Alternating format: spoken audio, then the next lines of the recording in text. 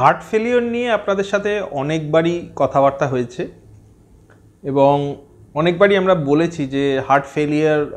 সাধারণত দু রকমের হয়, যেখানে হার্টের পাম্পিং ফাংশন বা ইজেকশন ফ্র্যাকশন অনেকটা কমে গেছে,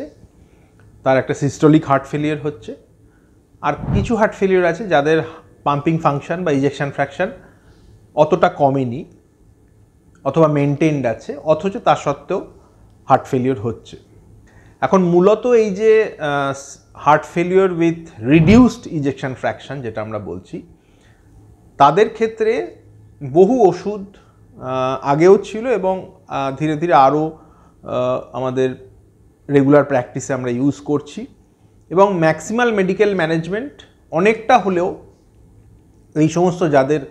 বিশেষ করে ডায়ালেটেড কার্ডিওমায়োপ্যাথি, হার্টটা অনেকটা বড় হয়ে গেছে, হার্ট ফেল করছে বারবার, যারা খুব শ্বাসকষ্টে ভুগছেন, রাত্রে শোয়ার সময় শ্বাসকষ্ট হচ্ছে, ফ্ল্যাট হয়ে শুতে পারেন না, রাত্রিবেলা হঠাৎ করে শ্বাসকষ্ট হয়ে ঘুম ভেঙে যাচ্ছে, মানে জোরে হেঁটে অথবা দৌড়ে আপনি বাস ট্রাম ধরতে পারছেন না, এদের ক্ষেত্রে কিন্তু এই সমস্ত ওষুধগুলো খুব জীবনদায়ী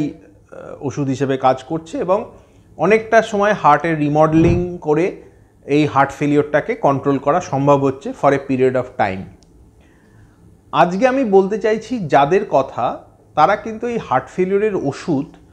অনেক দিন ধরে খাওয়ার পরেও যেখানে ওনারা খুব সমস্যায় আছেন, যেটা আমাদের একটা গ্রেডেশন করি যে NYH নিউ ইয়র্ক হার্ট অ্যাসোসিয়েশনের, যেটা 1 থেকে 4 অবধি হয় এবং regular day to day activity, যেমন আপনার দাঁত মাজতে গিয়েও শ্বাসকষ্ট হচ্ছে, আপনার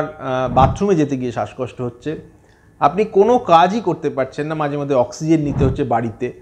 অথবা আপনি বছরে 2 থেকে 3 বার আপনাকে হাসপাতালে ভর্তি হতে হচ্ছে, হাত পা ফুলে যাচ্ছে এবং ওষুধপত্রগুলো আপনি কিন্তু ম্যাক্সিমাল মেডিকেল ম্যানেজমেন্ট থেরাপি আপনি নিচ্ছেন, তা সত্ত্বেও এই ঘটনাগুলো ঘটছে, তাদের ক্ষেত্রে কিন্তু হার্ট ট্রান্সপ্লান্ট একটা ভাবনা চিন্তার মধ্যে আনতে হবে। এবং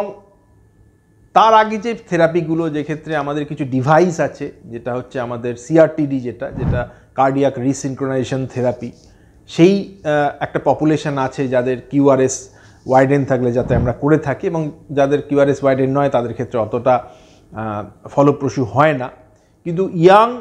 যে DCM, যে ডায়ালেটেড কার্ডিওমায়োপ্যাথি আছে, অথবা ইস্কেমিক কার্ডিওমায়োপ্যাথি আছে, যাদের রিভাসকুলেশন করার পরেও সেরকম উন্নতি হয়নি,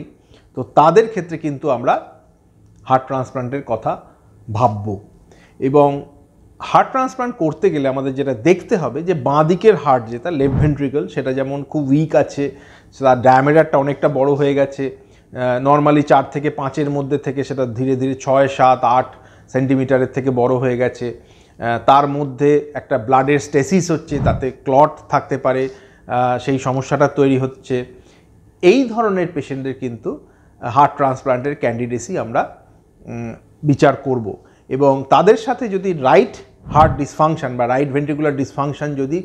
শুরু না হয়ে থাকে, তো তারা খুব আইডিয়াল ক্যান্ডিডেট হন হার্ট ট্রান্সপ্লান্টের জন্য। এবং যদি দেখা যায় যে রাইট হার্ট প্রেশারও বৃদ্ধি পাচ্ছে, তাদের লাংসের প্রেশার বা পালমোনারি আর্টারি প্রেশারও বেড়ে যাচ্ছে, সেক্ষেত্রেও রাইট হার্ট ক্যাথেটারাইজেশন করে আমরা প্রেশারটা মাপি এবং কিছু ওষুধ দিয়ে সেই প্রেশারটা কমানো হয়, যাতে ফিক্সড কম্পোনেন্ট আর একটা ডায়নামিক কম্পোনেন্ট কতটা আছে সেটা দেখার জন্য। মূলত এই ধরনের রেজিস্ট্যান্ট হার্ট ফেলিওর যেখানে হচ্ছে, সেখানে কিন্তু হৃদ প্রতিস্থাপন বা হার্ট ট্রান্সপ্লান্ট এইটাকে কিন্তু মাথায় আনতে হবে। এবং বহু মানুষ আছেন যারা এই সমস্ত ওষুধপত্র, ম্যাক্সিমাম মেডিকেল ম্যানেজমেন্ট অথবা ডিভাইস এর ফেলিয়ার হয়ে তা সত্ত্বেও তাদের সমস্যা হচ্ছে, তাদের ক্ষেত্রে কিন্তু হার্ট ট্রান্সপ্লান্ট একটা খুবই ইম্পর্ট্যান্ট এবং খুবই উপকারী একটা স্টেপ হবে।